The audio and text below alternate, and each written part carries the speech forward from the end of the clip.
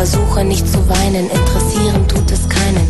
Kann es nicht verstehen, es muss gehen, das Verlangen, dich zu sehen. Hör auf, es bringt mich nur schlecht drauf. Es ist soweit, die Sehnsucht schreit, lässt mich nicht mehr in Ruhe. Schuld bist du, Leidenschaft, ich spüre sie wie noch nie. Will zu dir, komm zu mir, jetzt und hier. Immer wieder denk ich an dich. Immer wieder vermiss ich dich.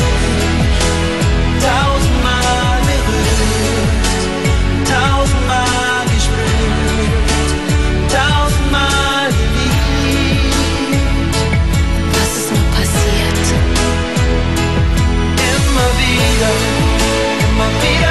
denk ich an dich. Immer wieder vermiss ich dich.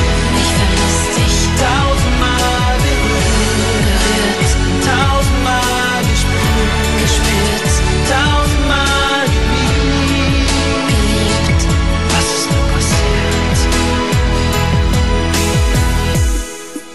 Ich schrieb dir einen Brief, dann rief ich dich an, so begann mein Unglück, nichts kam zurück. Jahre sind es her, doch der Abschied fiel mir schwer, sogar sehr. Traurigkeiten werden mich begleiten, ein Leben lang an jeden Ort, fast einfach fort, ohne ein Wort.